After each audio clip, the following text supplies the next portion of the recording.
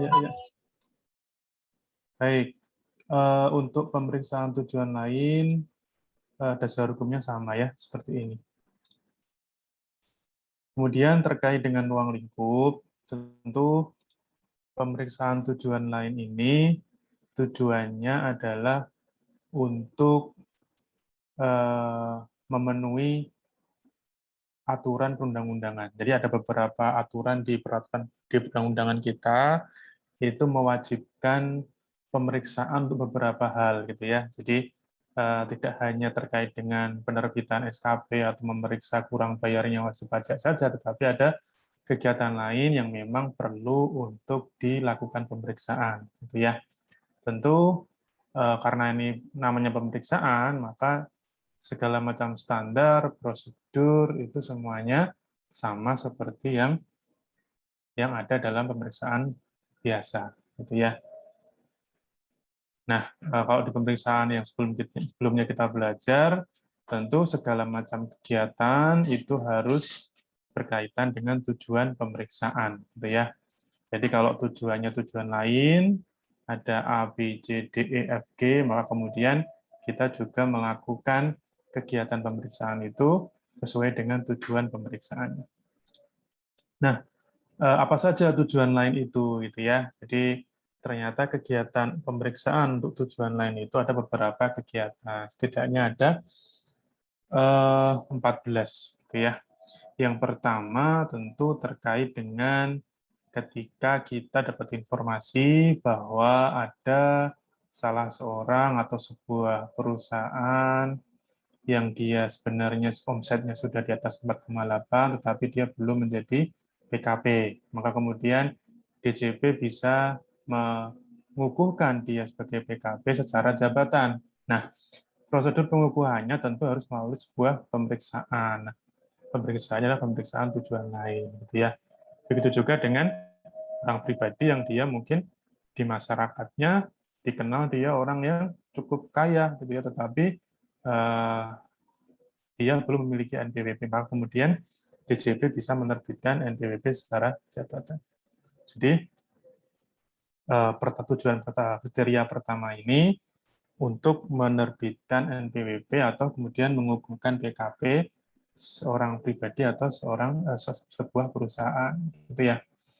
Kemudian yang kedua tentu terkait dengan penghapusan NPWP, gitu ya. Jadi ketika wajib pajak dia mengajukan permohonan maupun mungkin penghapusan secara jabatan oleh DJP, maka kemudian ada mekanisme pemeriksaan juga untuk memastikan bahwa memang betul yang bersangkutan sudah tidak lagi memenuhi syarat subjektif maupun syarat objektif sebagai wajib pajak, gitu ya. Jadi perlu mekanisme pemeriksaan, tidak serta-merta kita langsung percaya bahwa dia memang sudah tidak lagi wajib memiliki NPWP.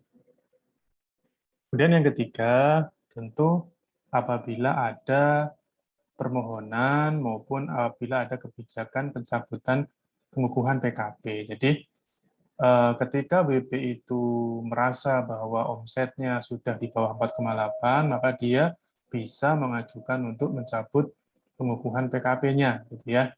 Dia mengajukan permohonan, nanti oleh pemeriksa kan diteliti apakah memang dia sudah tidak lagi punya omset sebesar itu, gitu ya. Nah, kalau pengalaman saya pribadi sih beberapa kali memeriksa WP yang seperti ini ya, dia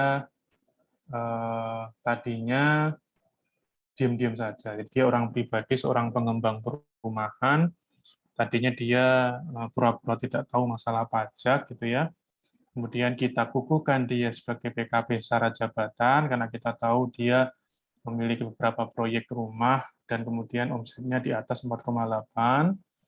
Nah, ketika kita kukuhkan, kemudian dia berstrategi dengan mengerem gitu ya, mengerem usahanya. Jadi dia tahun berikutnya dia kemudian mengecilkan omset, tapi benar-benar dikecilkan. Jadi bukan mengecilkan dimanipulasi, bukan, tapi dia tiarap gitu ya. Dia nggak bangun-bangun dulu lah. Nah, setelah itu dia mengajukan pencabutan PKP karena dia mungkin tidak mau membayar PPN-nya. Nah, makanya kita perlu meriksa tuh betul nggak sih bahwa dia saat ini sudah tidak lagi di bawah 4,8 gitu ya. Kemudian yang keempat, tentu ketika BP mengajukan keberatan, itu bisa kita periksa dengan pemeriksaan tujuan lain. Ketika BP keberatan, tentu kita melihat bahwa BP berusaha untuk men-challenge, ya, berusaha untuk melawan dalam tanda kutip nilai yang ada dalam surat ketetapan pajak. Tapi kemudian untuk bisa memperkuat argumen kita ketika nanti kita berdebat katakanlah nanti di sidang pengadilan pajak, kemudian kita bisa melakukan pemeriksaan sehingga kita bisa mengumpulkan informasi dan kita bisa memberikan dasar untuk argumen yang kuat, gitu ya. Kemudian yang kelima itu ada pemeriksaan untuk pengumpulan bahan guna penyusunan NPWP.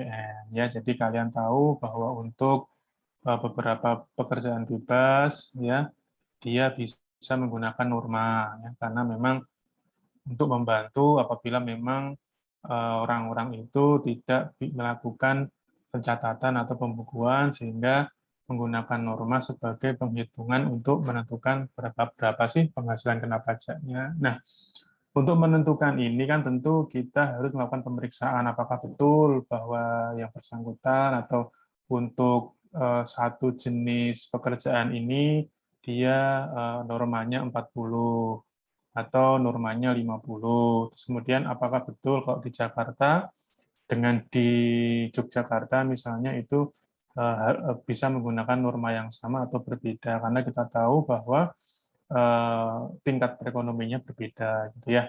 Nah, itu semuanya dicek untuk kemudian nanti menentukan menyusun norma yang akan ditetapkan sebagai pedoman gitu ya.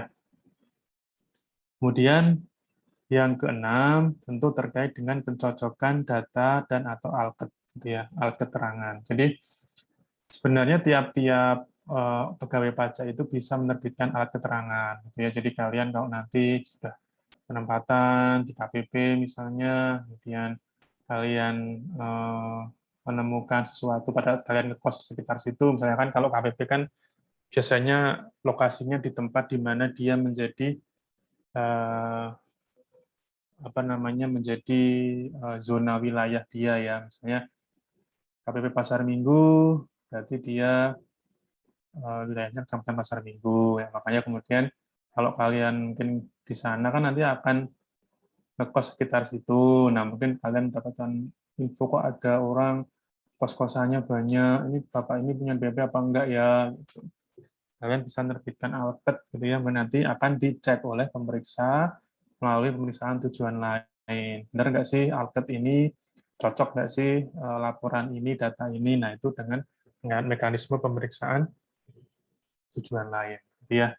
Dan yang ketujuh, tentu untuk penentuan WP berlokasi di daerah terpencil. Jadi kita tahu bahwa ada aturan tentang boleh tidaknya dikurangkan ya biaya untuk natura atau penikmatan apabila dia memang terkait dengan perusahaan yang memang dia letaknya di daerah terpencil. Nah, untuk bisa katakanlah memastikan bahwa memang WP ini memang masuk dalam daerah terpencil, maka perlu juga dilakukan pemeriksaan untuk tujuan lain.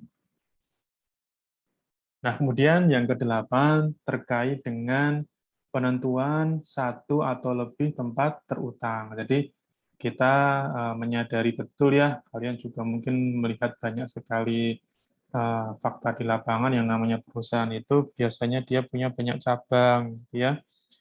Apa nggak usah tinggi-tinggi lah, misal kayak outlet minuman, ya kafe, outlet makanan, tentu kalian tahu bahwa banyak cabang di mana-mana. Nah, untuk menentukan tempat terutang PPN-nya, itu bisa dilakukan dengan mekanisme pemeriksaan dengan tujuan lain. Jadi kira-kira nanti apakah PPN-nya terpusat atau nanti PPN-nya bisa di masing-masing cabang. Ya. Kemudian yang ke-9,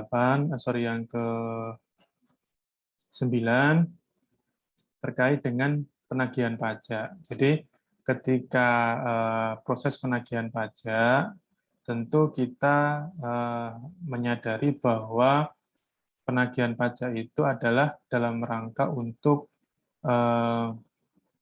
agar WP itu mau membayar tagihannya ya. Tapi ketika WP katakanlah mengklaim bahwa dia tidak punya apa-apa atau mungkin dia menghindar, nah itu pemeriksa bisa masuk melakukan pemeriksaan dengan tujuan lain untuk mengecek apakah memang yang bersangkutan tidak mampu membayar tagihan. Itu jangan-jangan sebenarnya dia mampu tapi karena tidak mau, kemudian dia mencoba untuk melakukan perlawanan. Tapi yang jelas tujuan di sini adalah untuk kita menemukan informasi yang akurat bahwasanya wajib pajak memang saat ini tidak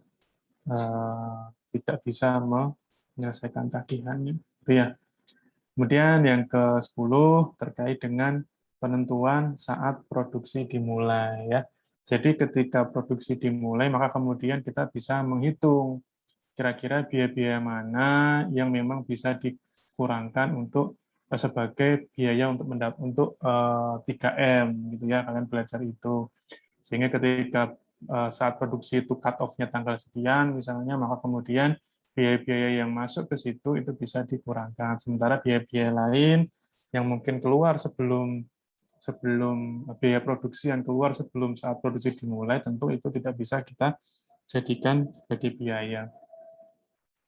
Seperti itu. Jadi bayangannya adalah kita ingin mencari tahu cut off kira-kira mana-mana yang bisa berpengaruh terhadap besarnya penghasilan kena pajak. Kemudian yang ke-10, 11 ya. Yang ke-11 tentu terkait dengan perpanjangan jangka waktu kompensasi kerugian ya. Jadi ketika ada fasilitas misalnya kompensasi gitu ya, kompensasi kerugian, maka kita cek dengan pemeriksaan tujuan lain apakah kompensasi itu memang betul-betul real sesuai dengan kondisi yang ada, kemudian apakah dia bisa mendapatkan perpanjangan. Kemudian yang selanjutnya terkait dengan permintaan informasi dari negara mitra untuk perjanjian P3B ya. Jadi karena kita itu di apa namanya, kita sebagai warga dunia gitu ya, kita kan punya tetangga, punya apa namanya, sahabat, negara-negara sahabat gitu, makanya kita ada kerjasama terkait dengan P3B. Nah tentu ketika mereka minta tolong, katakanlah tolong dong periksa WP cabang dari WP kami yang ada di sana. Jadi misal negara katakanlah Jepang, dia punya perusahaan Toyota misalnya, kemudian Toyota tentu punya cabang di Indonesia. Ketika di sana dia sedang ada pemeriksaan di Jepang ya, terus kemudian otoritas pajaknya Jepang itu minta tolong ke kita untuk memeriksa yang ada di sini, itu juga bisa. Kemudian terkait dengan mutual agreement procedure ya. Jadi memang ketika kita pernah mendapatkan keuntungan dari bantuan pihak lain, misal kita pernah minta bantuan Malaysia untuk memeriksa WP kita yang punya perusahaan di sana, maka kemudian kita juga harus membantu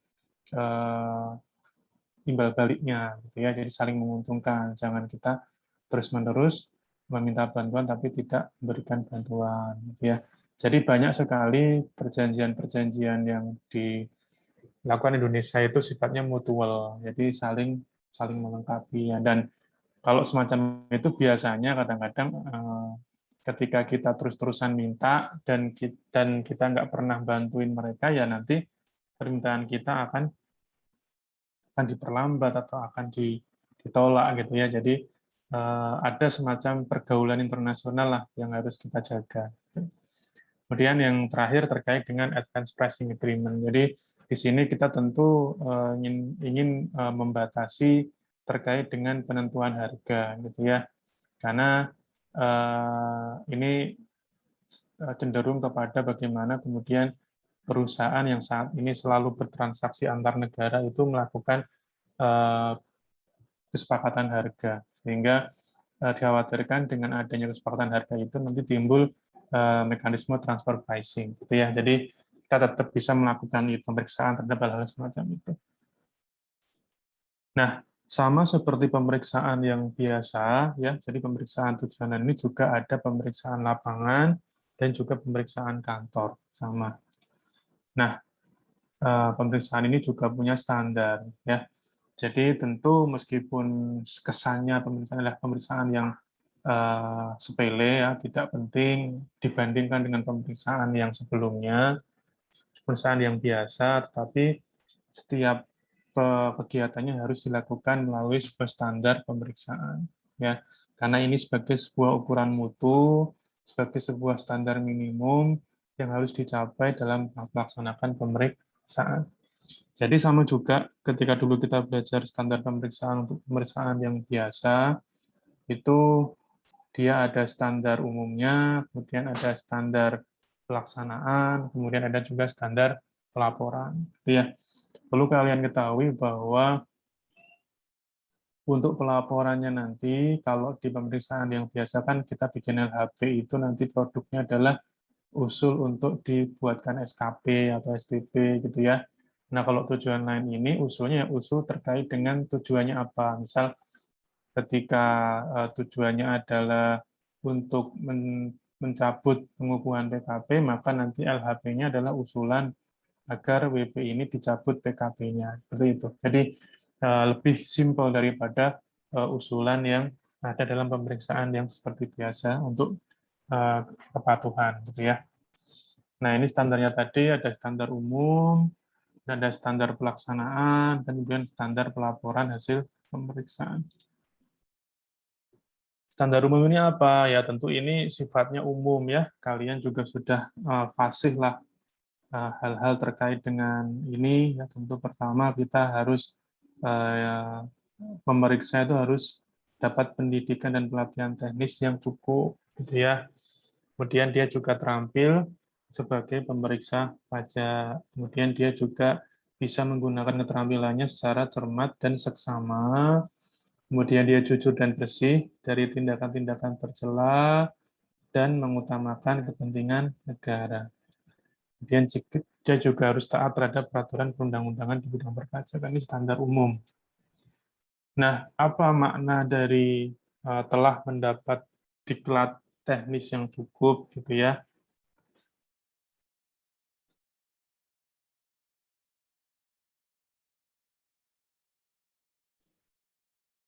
Tentu ini terkait dengan kompetensi, gitu ya. Jadi kompetensi ini dia bisa diukur terkait dengan kompetensi dia secara individual maupun kompetensi dia sebagai tim. Karena pekerjaan sebagai pemeriksa pajak itu adalah pekerjaan tim, gitu ya. Tentu tim ini adalah kumpulan individu yang masing-masing individu dia punya kompetensi masing-masing. Semakin baik kompetensi tiap-tiap individu, maka kemungkinan besar sebagai tim dia akan punya kompetensi yang baik, gitu ya. Apabila memang mereka bisa melakukan teamwork yang baik. Kemudian yang kedua tentu seorang pemeriksa dia harus punya pengetahuan dan keahlian yang memadai terkait dengan perpajakan, akuntansi, dan juga pemeriksaan. Ya, kalian tentu perpajakan, insya Allah lah ya, karena di D3 pajak masa nggak tahu perpajakan, gitu ya. Akuntansi ya adalah beberapa mata kuliah akuntansinya, gitu ya. Kalau dulu waktu saya itu sampai dari mulai prinsipal sampai advance itu ada, tapi nggak tahu kalau kalian sekarang apakah juga sama. Dulu saya menghindari D3 akuntansi karena saya nggak mau ketemu akuntansi, gitu ya. Tetapi ternyata di D3 pajak juga dapatnya akuntansi sampai advance. Ya udahlah. Kemudian yang tentu kalian juga memiliki pengetahuan tentang pemeriksaan. Ya, jadi mata kuliah ini sebenarnya tidak kemudian mengharuskan kalian untuk menjadi seorang yang ahli dalam bidang pemeriksaan, tidak. Karena nanti ketika kalian ingin mengambil jalur ke arah sana, ke arah fungsional pemeriksa, kalian akan mendapatkan diklat dasar lagi ya, diklat dasar-dasar pemeriksaan lagi. Jadi akan lebih punya skill ketika nanti kalian ikut diklat. Sekarang tujuan kita belajar pemeriksaan adalah untuk kalian mengetahui garis besarnya, mengetahui macam-macam jenis pemeriksaan, gitu ya. Nah, kemudian yang ketiga tentu pemeriksa pajak harus memiliki pengetahuan tentang bisnis wajib pajak. Jadi kita tahu bahwa yang namanya bentuk bisnis itu banyak ya. Kalau kita bayangkan yang namanya orang buka warung kelontong itu juga bisnis. Kemudian orang jualan online melalui Tokopedia juga atau marketplace lain juga bisnis. Apalagi zaman sekarang bentuk bisnis sangat sangat luas gitu ya. Nah, makanya kita harus tahu proses bisnisnya seperti apa, lingkungannya seperti apa, sehingga kita bisa membayangkan kira-kira pos-pos mana saja yang perlu kita jadikan perhatian. Gitu ya. Kemudian seorang pemeriksa juga harus punya keterampilan komunikasi ya yang jelas dan efektif, baik itu lisan maupun tulisan. Kenapa? Ya kita tahu bahwa pemeriksa itu kan memang pekerjaannya adalah bertemu dengan wajib pajak. Bertemu, berargumen, gitu ya, menjelaskan, mengenalkan diri dan sebagainya. Maka kemudian kemampuan komunikasi tentu sangat sangat penting. Tapi kalau saya yakin sih untuk anak-anak zaman sekarang seperti kalian ini bisa jadi sebagian besar sudah sangat pintar berkomunikasi. Ya harapannya sih komunikasi secara verbal juga bagus. Sama mungkin selama ini kalian komunikasi cuma lewat lewat WA gitu ya, lewat apalagi media sosial, ya, Twitter, Instagram. Cuman komunikasi verbal juga perlu ditingkatkan. Dan yang kelima, tentu yang namanya kemampuan, keterampilan, keahlian itu harus selalu dipelihara, gitu ya. Jadi memang ketika kita sudah mendapatkan pengetahuan tertentu, tidak kemudian kita puas dengan kemampuan kita, tetap harus ada apa namanya kegiatan-kegiatan untuk bisa mengupgrade pengetahuan. Dan kalau nanti kalian kerja di DJP, hal-hal seperti diklat, IHT, FGD, seminar itu banyak ya, banyak dan itu bisa kalian manfaatkan untuk menambah pengetahuan. Tentu kalau mau lebih bagus lagi ya kalian setiap ada kesempatan sekolah silakan sekolah ya, upgrade diri kalian semaksimal mungkin. Nah, untuk definisi dari penggunaan keterampilan secara cermat dan seksama itu tentu terkait dengan bagaimana kita melakukan pekerjaan kita secara profesional, gitu ya. Objektif, independen. Jadi cermat itu intinya kita selalu berhati-hati, menjaga integritas, gitu ya. Kemudian untuk seksama, apabila kalian kemudian meneliti angka-angka gitu ya, itu harus dengan itikat baik bahwasanya kita tidak akan melakukan hal-hal yang di luar ketentuan karena itu tidak akan bermanfaat buat siapapun. Ketika kita berusaha untuk mengambil sesuatu yang bukan hak kita, itu tuh nggak ada manfaatnya buat siapapun, bahkan buat diri kita sendiri. Karena nanti suatu saat kita akan disadarkan dengan cara yang tidak mengenakan, sehingga tidak ada untungnya sama sekali. Itu ya. Nah, kemudian jujur bersih ya tentu ini sering kalian dengar ya. Tidak bosan-bosan kita selalu membahas masalah ini karena ini suatu hal yang seolah-olah sederhana tapi sangat berat gitu ya. Tidak kemudian kita mungkin dalam kondisi yang normal seperti ini kita mungkin masih bisa lah ngomong jujur bersih masih bisa, tapi ketika nanti kalian sudah beranjak dewasa, sudah berkeluarga, sudah eh, banyak banyak keperluan, tuntutan, ya tekanan, itu kan kalian akan masih nggak kalian memegang kejujuran, ya, memegang apa namanya eh, bersih dari hal tercela itu harus kalian pertahankan, ya. tentu karena kita juga di DJP juga punya kode etik, gitu ya, punya banyak sekali peraturan yang membuat kita harus selalu berada pada jalur yang benar. Ya. Kemudian kalian juga ketika memeriksa itu harus independen, gitu ya, independen dalam artian tidak mudah dipengaruhi oleh keadaan, kondisi, perbuatan, atau wajib pajak yang diperiksa. Misal kalian yang laki-laki ini periksa, ternyata si wajib pajaknya tahu bahwa dulu Anda adalah teman SMA-nya, itu juga mengganggu independen. Jadi mendingan lapor ke kepala kantor, Bu, Pak, saya tidak bisa ikut dalam tim ini karena saya pernah punya relasi dengan orang-orang di perusahaan itu. Itu nggak apa-apa. Kalian bisa lapor ke kepala kantor, kemudian kalian bisa eh, nantinya dipertimbangkan oleh kepala kantor untuk nanti dikeluarkan dari tim atau nanti seperti apa tergantung dari eh, penilaian dari kepala kantor. Itu ya. Nah, apa sih gangguan independensi itu? Ya, tentu pertama ada petarian darah, ya, ke atas, ke bawah, semenda sampai dengan derajat kedua.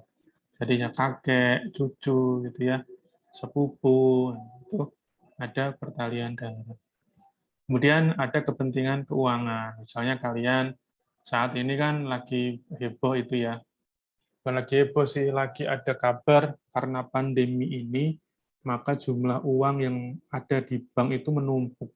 Jadi orang-orang yang punya penghasilan tetap, itu dia mencoba untuk menyimpan uangnya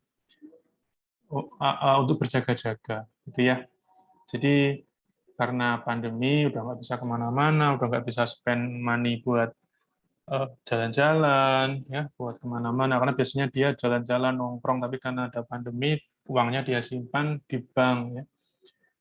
Nah, kemudian ada seorang ekonom mengatakan bahwa ini sebenarnya berbahaya. Gitu ya. Berbahaya kenapa? Karena nanti ketika uang itu banyak di bank, kemudian nanti sementara ketika uang banyak itu, karena kan bank itu kan metodenya dia ketika ada orang menabung, kemudian tabungannya itu kan dia pinjamkan ke orang ya. Jadi dia kredit dia untuk orang KPR, untuk orang beli apa, nyicil mobil atau apa dipinjamkan ke orang. Jadi ketika uang itu menumpuk banyak, sementara aliran kredit untuk dikeluarkan itu kecil, yang mau kredit itu kecil, jadi uang numpuk di dalam bank tuh. Nah, ketika uang di dalam bank itu, maka kemudian bunga deposito akan turun, ya, yang biasanya setahunnya 7%, sekarang udah mulai di bawah 5%. Nah, ketika deposito itu turun, maka kemudian orang akan mencari alternatif investasi yang lain, gitu ya. Entah mau beli aset kripto, entah mau beli saham, entah mau beli apa namanya reksadana dan sebagainya. Maka kemudian akan muncul orang-orang yang kemudian nanti memanfaatkan itu, ya, investasi-investasi bodong dan sebagainya. Nah, bicara tentang investasi, ini juga terkait dengan independensi. Ketika kalian mungkin sudah melek saham ya, kalian mungkin follow Instagramnya akun-akun yang bahas tentang saham, sekalian dapat informasi bahwa yang namanya saham itu, katakanlah, kalau tujuannya untuk investasi nggak apa-apa, tapi kalau untuk jual beli itu masih banyak yang meragukan. Tapi kalau kalian investasi dalam jangka panjang, beli saham gitu ya, 1 lot, 2 lot, itu bisa kan kalian lakukan ya. Nah, itu nanti akan ketika nanti memeriksa perusahaan itu tentu akan ada kepentingan keuangan. Ya, sebagai investor kalian juga pasti punya punya kepentingan di sana. Maka itu juga termasuk gangguan independensi. Kemudian yang ketiga, kalian pernah bekerja di konsultan pajak misalnya, atau kemudian pernah bekerja di perusahaan tertentu sebagai bagian pajak atau bagian keuangan, gitu ya. Nah, itu bisa gangguan independensi juga. Kemudian yang keempat, ada teman dekat atau keluarga yang berposisi sebagai wakil wajib pajak. Tadi ya, dulu teman SMA, atau dulu teman main di rumah, dan lain sebagainya. Kemudian yang kelima, tentu terkait dengan keadaan, kondisi, perbuatan yang menurut pertimbangan pemeriksa dia bisa mengganggu independensi. Itu ya.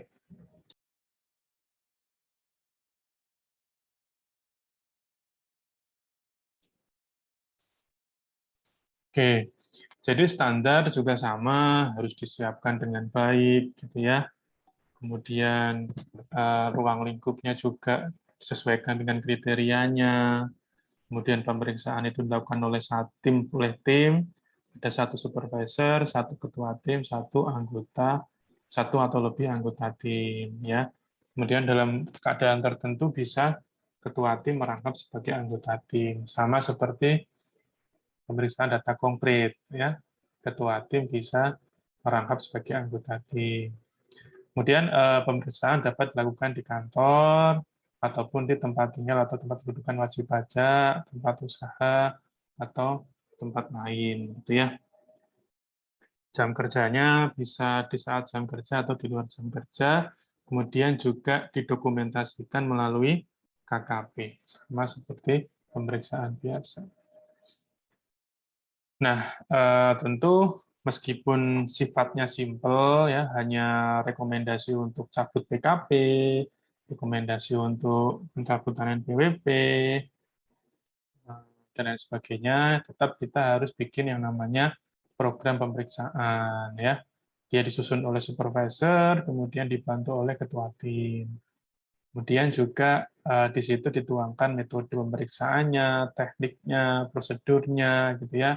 Kemudian apakah ada buku, catatan, dokumen yang diperlukan. Nah, tentu ada juga pengawasannya, ya. Jadi supervisor melakukan pengawasan untuk memastikan bahwa pelaksanaan pemeriksaan sejalan dengan tujuan dan kriteria pemeriksaan. Kemudian standar pelaporan, ya. Sama, kita harus bikin LHP. LHP-nya sama, harus ringkas dan jelas, ya, memuat ruang lingkup, kemudian memuat pos-pos yang harus diperiksa, kemudian ada juga simpulan dan informasi yang lain. Nah, LHP-nya sekurang-kurangnya ada ini nih, poin-poin ini ya, identitas, ya, kemudian penugasan, sprint SP2-nya nomor berapa, tanggal berapa, kemudian dasar tujuan pemeriksaannya apa, buku dokumen yang dipinjam apa, materinya apa, uraian dan juga kesimpulan dan usul. Nah, ini sama juga ya disusun dan ditandatangani oleh tim pemeriksa pajak, kemudian juga nanti ditandatangan juga oleh kepala kantor untuk mengetahui hasilnya apa, apakah sudah sesuai dengan kriteria atau tidak, kemudian simpulan usul rekomendasinya juga sudah punya dasar hukum yang tepat. Jadi sifatnya untuk mengecek aja. Nah, kewajiban pemeriksa. Jadi sama juga seperti waktu kita dulu belajar pemeriksaan untuk yang biasa, ya. Jadi kewajiban memeriksa apa? Ya, pertama tentu menyampaikan surat pemberitahuan apabila memang dia pemeriksaan lapangan dan surat panggilan bila dia pemeriksaan kantor.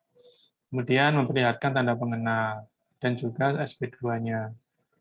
Kemudian yang ketiga, dia memperlihatkan surat yang berisi perubahan tim apabila memang ada pergantian susun nanti.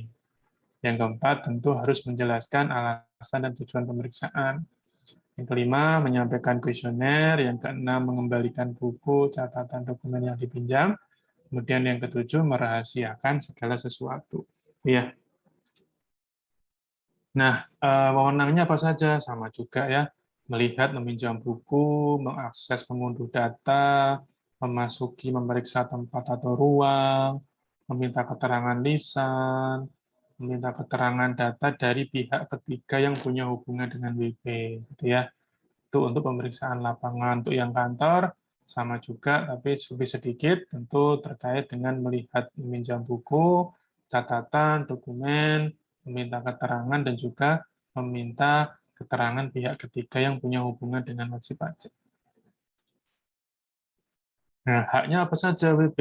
Ya, tentu dia punya hak untuk meminta memperlihatkan tanda pengenal dan juga surat perintah. Kemudian meminta untuk memberikan surat pemberitahuan apabila dia pemeriksaan lapangan. Kemudian meminta untuk memberikan penjelasan tentang alasan dan tujuan pemeriksaan. Meminta untuk memperlihatkan surat perubahan tim jika memang ada. Dan yang kelima, memberikan pendapat atau penilaian melalui kuesioner tadi ya. Nah, kewajiban WP apa ya? Kalau kebalikan dari tadi, ya dia harus memperlihatkan, meminjamkan buku, catatan, dokumen. Dia harus memberikan kesempatan untuk mengakses atau mengunduh data, ya, memberikan kesempatan untuk masuk ke ruang, kemudian memberikan keterangan, ya, sama seperti yang kanan dan kiri sama ya. Cuma memang untuk yang kantor karena kita tidak bludusan, tidak ke kantor WP, jadi sifatnya hanya melihat dokumen sama meminta keterangan. Nah, untuk jangka waktunya ini memang berbeda. Untuk yang pemeriksaan lapangan, memang dia paling lama 4 bulan. Untuk yang pemeriksaan kantor, paling lama 14 hari. Ini dihitung sejak tanggal, kalau yang lapangan sejak tanggal surat pemberitahuan disampaikan, sampai dengan tanggal LHP. Gitu ya.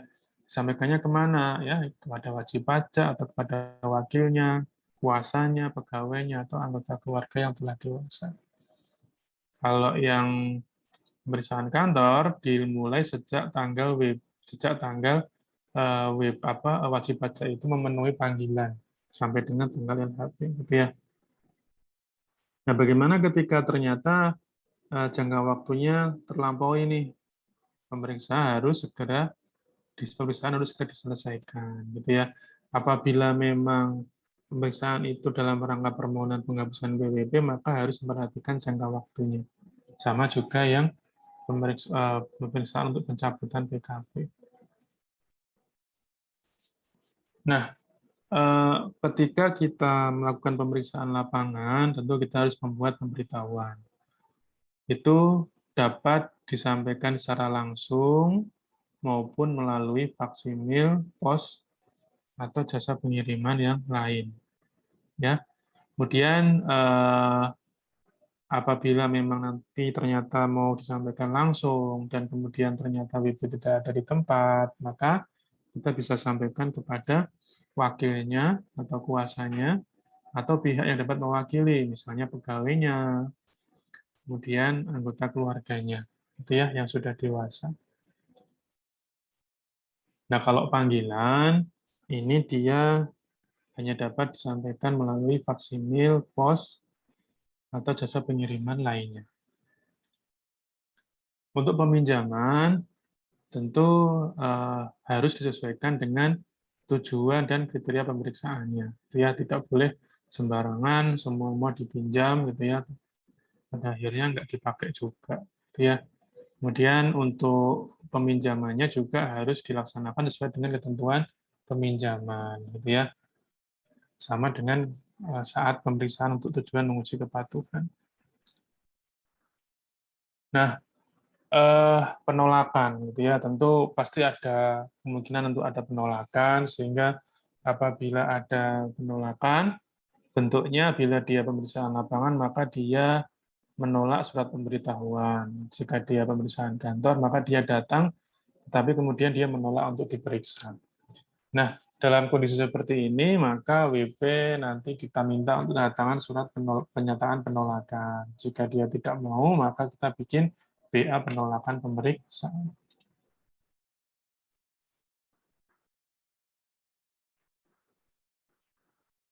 Oke, apa konsekuensi bila dia menolak? Ya, tentu ketika dia tanda tangan surat pernyataan maupun tidak, konsekuensinya sama. Pertama, memang tergantung dari pemeriksaannya. Misal, kalaupun dia pemeriksaannya dalam rangka untuk penentuan WP berlokasi di daerah terpencil, dan juga penentuan saat mulai berproduksi atau perpanjangan jangka waktu kompensasi kerugian, maka jika dia menolak diperiksa, tentu itu tidak dapat diproses, dia ditolak. Kemudian jika terkait dengan pemberian NPWP jabatan atau pengukuhan PKP jabatan, ketika dia menolak untuk diperiksa, maka langsung ditetapkan secara jabatan. Kasih NPWP, langsung kasih PKP. Ya. Nah, apabila permohonannya terkait dengan penghapusan NPWP, pencabutan PKP, maka akhirnya tidak dikabulkan karena dia menolak untuk diperiksa. Nah, tentu ketika kita memeriksa wajib pajak tertentu untuk mendapatkan informasi yang lengkap, kita juga bisa meminta keterangan pihak ketiga. Jadi melalui kepala kantor, ya kita minta kepala kantor bikin surat untuk memanggil WP ya yang terkait dengan dengan WP pihak-pihak yang terkait dengan WP yang sedang kita periksa. Tentu pasal 35 KUP juga menjamin itu bahwa pihak-pihak yang kemudian diminta untuk memberikan keterangan itu wajib untuk memberikan keterangan. Nah, tentu permintaan keterangan itu harus dilakukan sesuai dengan peraturan, gitu ya. Sesuai dengan saat kita melakukan pemeriksaan untuk menguji kepatuhan. Nah, apakah kita bikin KKP dan LHP? Tentu kita bikin kertas kerja, karena kertas kerja juga merupakan sebuah media dokumentasi, ya. Formatnya ada di SE 8 2012 ya untuk KKP, kemudian LHP ada di SE 28 tahun 2017. Jadi bisa menggunakan format itu. Nah, tentu hasilnya apa? Hasilnya bukan berupa SKP, tapi sebuah rekomendasi bahwa PT ABC dia bisa dilakukan pencabutan PKP, ya, sesuai dengan tujuannya apa, tujuan pemeriksaannya apa. Oke, sudah selesai materi untuk malam hari ini, ya. Jadi tidak banyak. Itu sebenarnya hanya mengulang materi yang dulu pernah kita bahas, gitu ya. Silahkan kalau mau ada yang bertanya, monggo.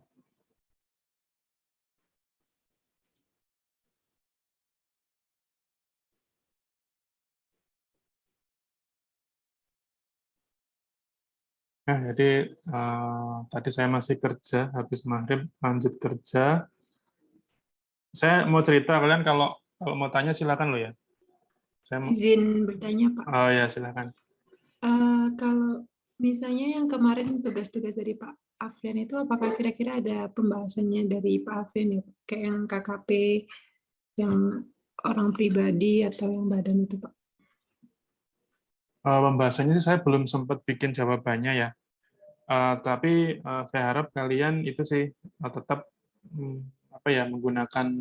menggunakan referensi yang ada saja. Jadi sebenarnya gini, sebenarnya kan untuk pengisian KKP kan sebenarnya sudah ada formatnya. Jadi untuk pengisian dia masuk ke pos-pos mana sebenarnya tidak saklek ya, tidak saklek. Jadi saya tidak pernah kemudian menilai sesuatu itu hanya dari sudut pandang saya. Pasti saya coba untuk melihat dari sudut pandang kalian. Jadi terus terang saya sampai sekarang tidak sempat untuk menyelesaikan itu, tetapi saya akan membaca atau akan meneliti hasil pekerjaan kalian saja.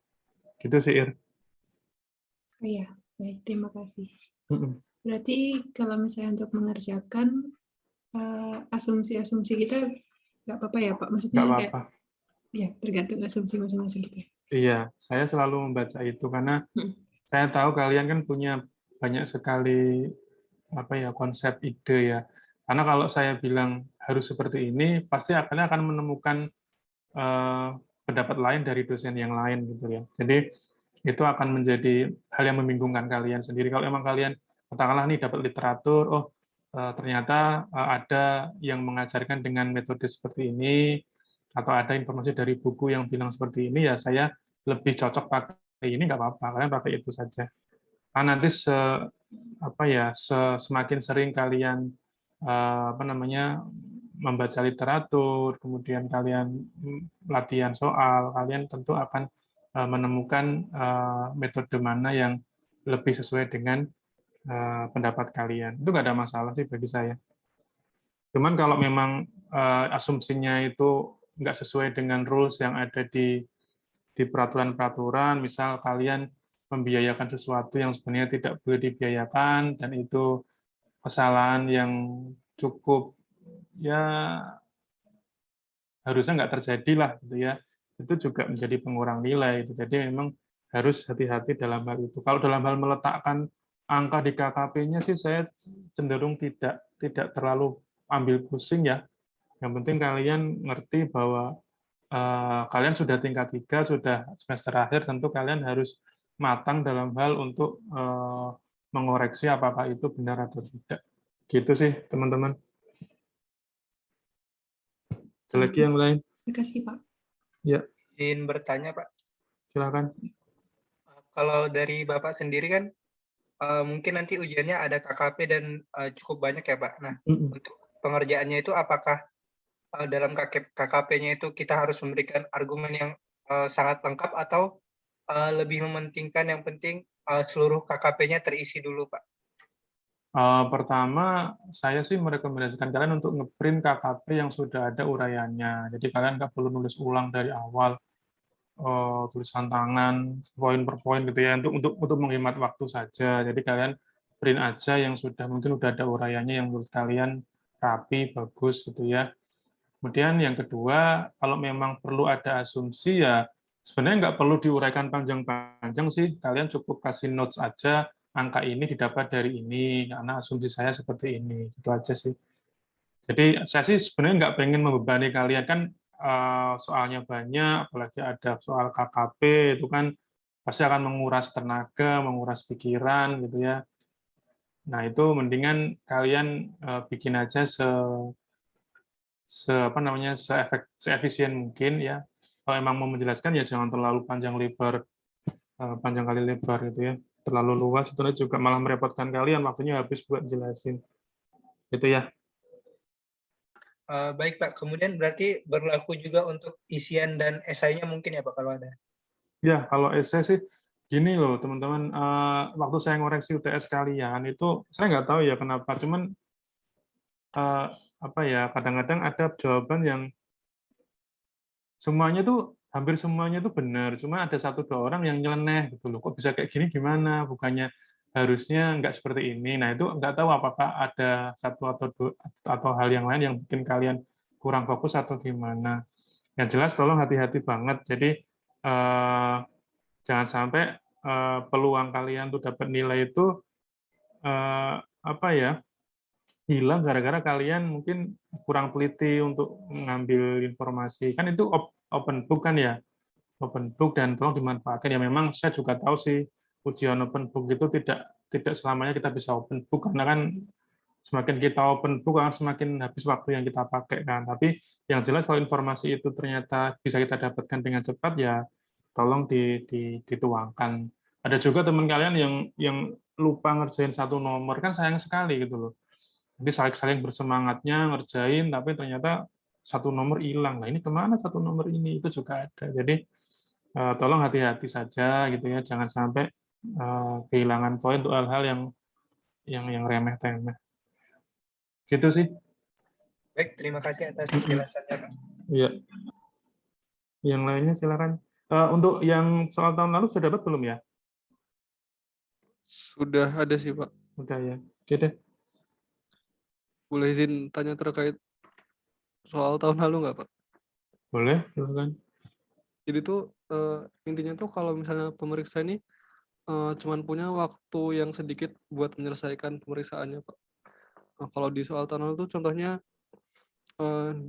dia baru mulai memeriksa di bulan Januari, sedangkan di bulan Juli tuh udah harus terbit SKP-nya. Itu kira-kira metode sama teknik yang apa ya sesuai untuk diundangkan tuh apa, Pak? Misalnya kalau cuman tinggal beberapa bulan atau bahkan beberapa hari aja, itu bagaimana, Pak, metode sama teknik pemeriksaannya? Terima kasih.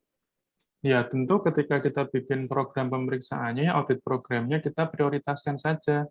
Jadi kita tahu bahwa ada kemungkinan pos-pos lain yang mungkin akan menambah pajak terutang. Tapi kalau memang waktunya sebentar, kita prioritaskan ke hal-hal yang mungkin lebih penting, misalnya lebih terlihat konyol gitu. Kok angkanya bisa segini, gimana? Nah, itu kita fokuskan ke situ. Jadi nggak perlu harus kita obrak-abrik semua sih.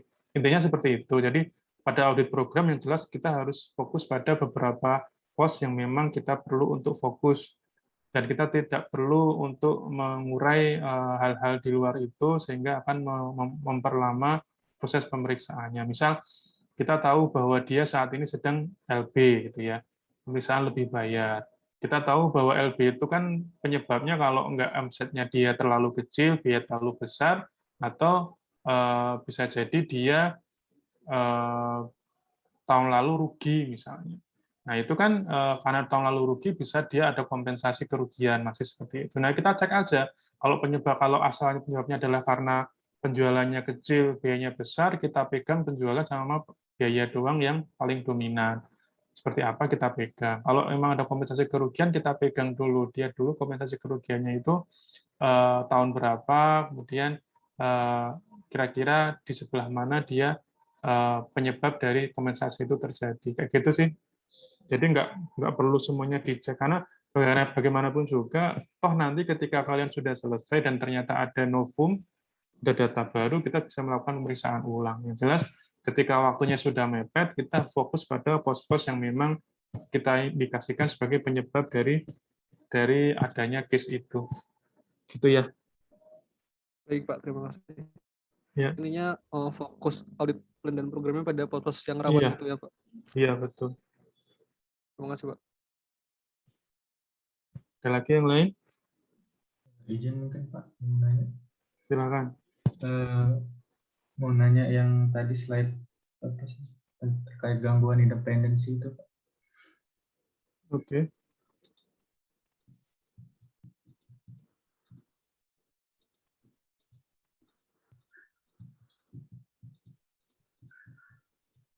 Antar.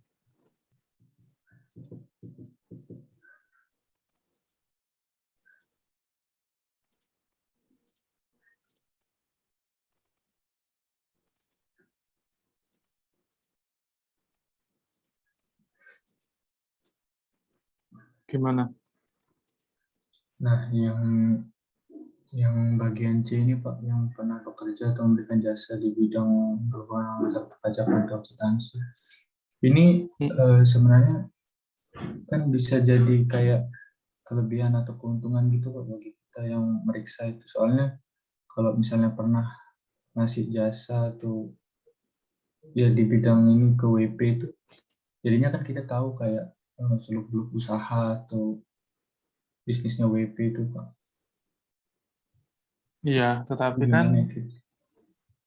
kan kalau dari sisi kita sendiri nih, Hari, kita yakin bahwa kita tuh berintegritas misalnya ya. Misal Hari nih, Hari ngerasa aku nggak apa-apa, aku pas berintegritas kok. Aku malah bisa menemukan rahasia-rahasia mereka kok gitu ya. Tapi kan kalau orang lain melihat nggak seperti itu, Hari. Orang lain melihat bisa saja malah kamu nanti akan dicurigain bisa diajak ngopi lah gitu, karena kalian sudah kenal dengan orang di situ. Jadi secara kalau kita mau lihat sudut pandangnya, memang bisa aja kita lihat dari sudut pandang kita sebagai orang pelaku, ya kita yakin bahwa itu menguntungkan kita, bisa kita manfaatkan untuk kepentingan DJP, tapi kan orang lain melihat tidak bisa seperti itu. Ketika nanti ternyata lawan perusahaan itu misalnya dia melihat tuh itu kok Hari yang meriksa itu kan Hari pernah di situ, itu akan berbeda pandangan lagi gitu. Jadi akan ada mosi di mana nanti orang-orang merasa bahwa oh ini tidak fair dong, orang yang pernah kerja di situ kok meriksa di situ. Itu kan nanti akan berisiko untuk terjadi adanya negosiasi.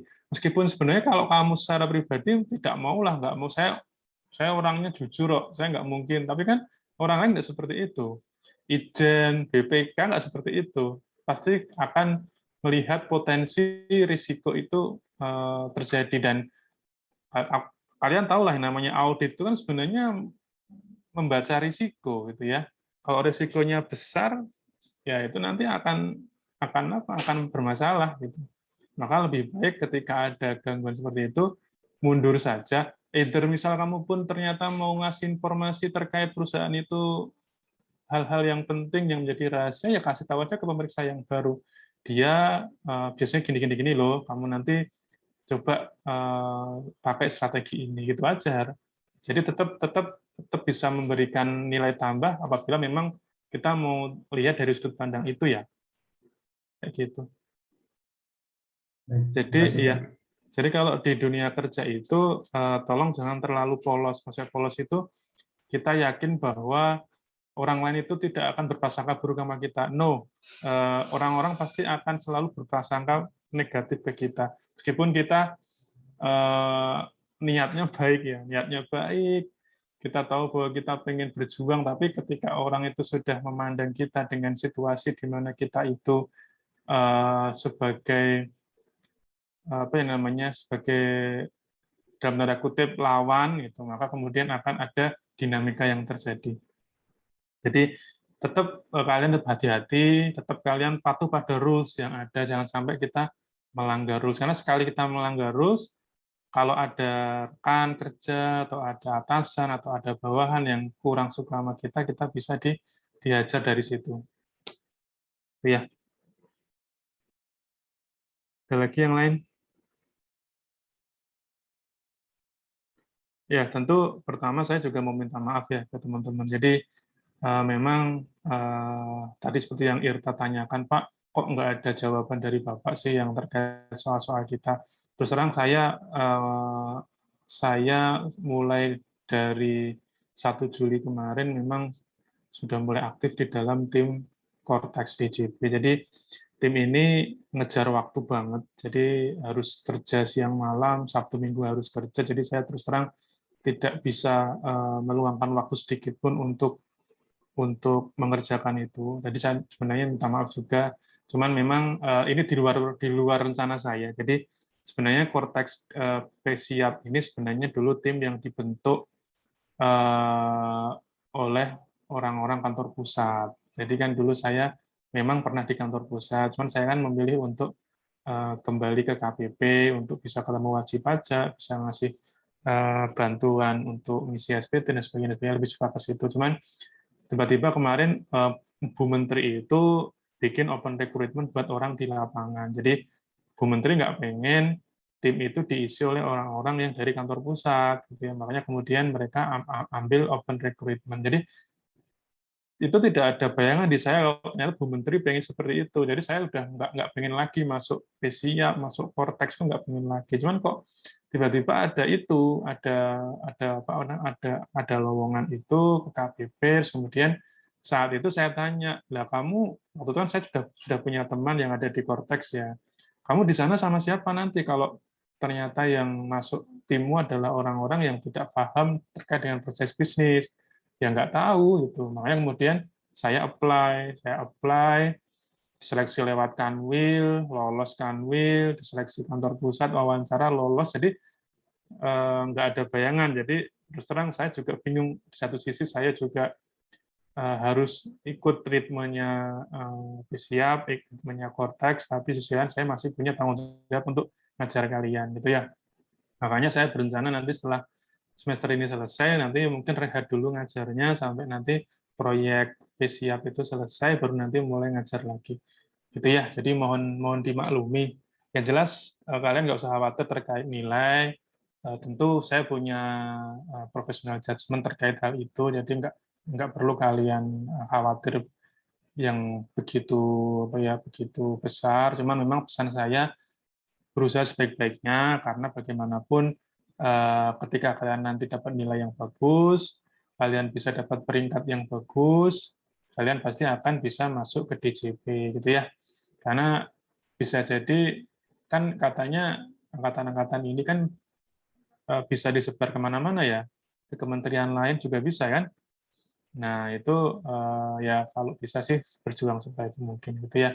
Nanti siapa tahu bisa ketemu saya di kantor, kalau ketemu saya tolong disapa gitu ya. Pak Aprian, saya dulu dari 613. Oh iya, ya kan saya kan nggak hafal kalian. Kayak gitu ya. Jadi tetap tolong untuk terus berusaha sebaik-baiknya. Kemudian tentu apa namanya, kalau boleh saya memberikan pesan, kan sebenarnya kalian lulus ya, semester terakhir kalian lulus, kemudian nanti kalian bekerja di dunia kerja gitu ya. Tentu ketika awal-awal kerja dulu juga saya merasa bahwa kok pekerjaan yang diberikan ke saya kok pekerjaan yang remeh-temeh gitu ya. Diminta untuk ngeprint, fotokopi, diminta untuk nganterin ke sana kemari, itu jangan dianggap, jangan baper lah gitu ya, jangan nganggap kok cuma gini doang, aku kan ngerti ilmu pajak, aku kan udah belajar akuntansi sampai advance, sudah belajar pajak PPH, PPN, BB, semua tak pelajari kok cuma kerjanya kayak gini. Ya, dinikmati saja, nanti lama-lama kalian akan mendapatkan tugas yang lebih menantang. Gitu ya. Jadi jangan pernah merasa bahwa kok kayak gini doang sih. Gitu. Nah, dulu waktu pengalaman saya pun saat dulu saya lulus D3, ya, saya yudisium di Gedung G waktu itu juga dari sekian banyak orang di satu angkatan itu dipanggil 80 orang. 80 orang untuk untuk dimasukkan dalam pilot project namanya outbound call center yang nanti cikal bakalnya akan menjadi kering pajak 1.500-200. Di dulu sebelum itu ada, itu saya dan teman-teman saya yang lain, 79 orang yang lain dipanggil harus segera berangkat ke kantor 4 hari setelah yudisium. Jadi bahkan sebelum wisuda pun kami harus sudah ngantor. Nah, di situ kami dikasih kerjaan yang menurut kami ya kok kayak gini gitu ya. Aku kan lulusan D3 pajak, bukan lulusan D3 komunikasi, tapi kok disuruh nelpon orang, disuruh nerima telepon orang, dimaki-maki sama orang, ya, dibentak-bentak. Jadi secara apa ya, secara mental kita sudah benar-benar dihajar dengan hal semacam itu. Kemudian berpikirlah, terus saya berpikir kalau kayak gini kita mengeluh, tentu kita akan dinilai sebagai orang yang tidak bisa menerima tantangan. Kemudian usaha yang baik akhirnya bisa dapat peringkat yang bagus, kemudian bisa naik untuk dimasukkan ke bidang yang lain. Jadi jangan berputus asa ya. Yang penting kalian terus bekerja dengan baik. Kemudian pesan saya juga kalau nanti ada kesempatan sekolah, silakan sekolah, gitu ya. Tidak masalah mau sekolah di mana, mau D4, mau S1 di luar, itu nggak ada masalah. Yang penting kalian laksanakan dengan tekun, gitu ya. Dengan tekun. Masing-masing ada plus minusnya, gitu ya. Dulu waktu zaman saya itu, saya lebih memilih untuk S1 di UI. Kenapa? Karena waktu itu saya berpendapat bahwa saya sudah terlalu lama di STAN, ya, sudah 3 tahun di D3. Saya ingin mencari mencari suasana lain di kampus yang lain. Saya daftar ke UI dengan biaya sendiri, kuliahnya malam hari, gitu ya. Waktu itu saya masih punya bayi, anak saya masih bayi, gitu ya, repot sekali. Tapi ya dinikmati aja. Ketika nanti lulus, kita harus ikut UPKP, baru bisa loncat dari 2D ke 3A, atau dari lebih cepat. Harusnya 2D ke 3A kan 4 tahun ya. Dulu saya bisa menghemat 2 tahun. Jadi baru 2 tahun di 2D bisa langsung naik ke 3A. Kalau mau ke D4 juga nggak masalah. Kalian D4, dinikmati sekolah lagi, fokus sekolah, nggak perlu kerja. Kalian bisa nanti langsung lulus, naik ke 3A. Gitu-gitu. Jadi semuanya harus diusahakan. Jangan sampai kalian merasa puas, apalagi nanti yang dapat penempatan di daerah tuh, di home base. Di home base gitu ya, merasa nyaman, di sana, terus akhirnya nggak mau sekolah, nggak mau mengupgrade diri, tiba-tiba dimutasi ke Jakarta. Kejadian kemarin teman saya, dia dari D3 sampai dia umur 40 tahun itu di daerah, tiba-tiba dia dimutasi ke Jakarta. Jadi apa yang dia korbankan selama ini, bertahun-tahun dia pengen ngumpet, pengen agar terus stay di daerah, ternyata tidak juga, dia akan dipindah juga. Jadi silakan untuk terus berjuang gitu ya. Jangan sampai kalian putus asa atau kemudian tidak mau berkembang, itu nanti sayang ya, waktunya terbuang. Oke, jadi itu ya. Nanti saya juga berharap kalian bisa mengerjakan soal dengan baik ya, mendapatkan nilai yang baik. Kemudian nanti bisa bekerja dengan baik di DJP maupun di tempat yang lain ya. Karena kalau DJP kan saya pengennya kalian semua di DJP, karena begitu lulus kalian golongan 2C itu penghasilannya sudah lumayan dibandingkan dengan instansi lain gitu ya. Ya, bukan apa-apa ya, bukan apa-apa, karena zaman sekarang memang kita perlu berpikir ekonomis gitu ya. Karena kalian juga pasti kan banyak yang ingin membalas jasa orang tua kan ya. Kalian tahu bahwa sejak kecil kalian dididik, kalian banyak pengorbanan dari orang tua, menyekolahkan kalian sampai lulus STAN. Kemudian kalian tentu pengen balas jasa orang tua, berterima kasih kepada mereka. Ya orang kucing aja diterima kasihin ya. Jadi saya pernah baca KTTA-nya kalian, ya, angkatan kalian itu, di kata pengantarnya itu, terima kasih kepada kucing saya yang telah menemani dalam kondisi sedih, senang. Ya kucing aja diucapin terima kasih, apalagi orang tua. Pasti kan kalian pengen banget membalas jasa orang tua kalian kan ya. Gitu. Oke, itu ya teman-teman. Jadi saya intinya minta maaf nggak bisa maksimal untuk menemani kalian belajar, cuman kalian nggak perlu khawatir terkait nilai atau apalah itu, yang jelas saya menilai effort kalian. Jadi semakin kalian berusaha dengan baik, tentu akan saya berikan nilai yang pantas gitu ya. Kayak gitu ya. Terima kasih juga atas pengertiannya selama ini ya. Terima kasih juga atas kalian mau diajak untuk kelas malam ya. Tentu ini namanya mengurangi waktu kalian nonton YouTube, nonton TikTok, sama main game ya, main FF Dota. Ya, jadi mohon untuk dimaklumi ya, mudah-mudahan nanti kita berjumpa lagi di kantor DJP. Itu ya. Baik, ada yang bertanya silakan.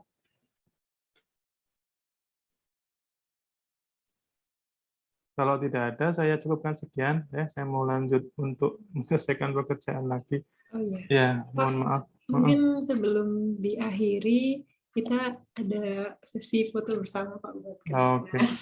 Ya, siap. Perasaan dulu pernah kita foto, mau foto lagi. Iya, foto lagi Pak, kan beda matkul, beda semester juga. Ya, siap. Ya, tolong Kak Agung. Izin Pak, saya akan mengambil foto Bapak sendiri terlebih dahulu. Oh gitu. Sebentar. Kemudian bersama-sama. Sebentar. Saya belum nge-print screen, lupa. Untuk absen.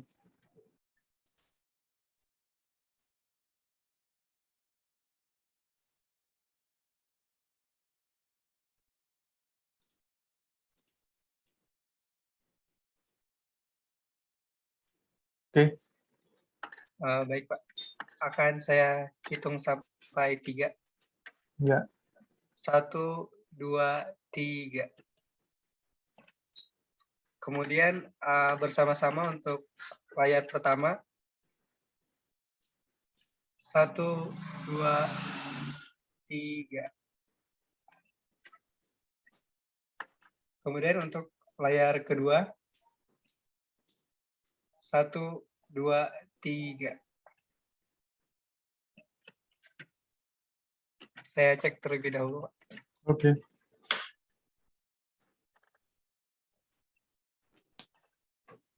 Sehat semua kan ya kalian ya? Masih ada yang sakit?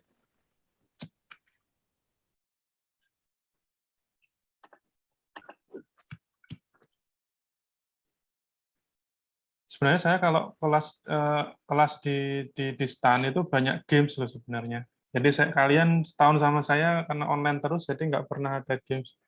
Dulu saya sering bawa games, jadi enak sih kalau di kelas itu kalau ada yang nyeletuk apa saya dengar, kita bahas, jadiin bahan guyonan. Sekarang kalian silent semua, mute semua, jadi nggak mungkin kita dengar celutukannya kan. Kan nggak kangen mau di kelas gitu. Kangen sekali, Kangen, Pak. Kangen ya. Tapi mau lulus aja, Pak. Iya. Kalian lulusan angkatan COVID ya. Oke deh teman-teman, gitu aja ya. Makasih ya atas kerjasamanya selama ini. Saya doakan semoga sukses selalu ya. Jaga kesehatan ya, jangan sampai kena COVID. Kalian bentar lagi lulus, bentar lagi ujian, jangan sampai aneh-aneh lah. Pokoknya dijaga benar-benar. Mudah-mudahan nanti lulus dengan nilai yang baik. Dan nanti ilmunya berkah ya. Segala sesuatunya berkah untuk kalian maupun untuk keluarga kalian. Demikian teman-teman, terima kasih sekali lagi atas perhatiannya. Mohon maaf bila ada kekurangan. Selamat malam. Assalamualaikum warahmatullahi wabarakatuh. Terima kasih Pak. Waalaikumsalam. Terima kasih banyak Pak. Makasih Pak. Terima kasih Pak. Terima kasih, Pak.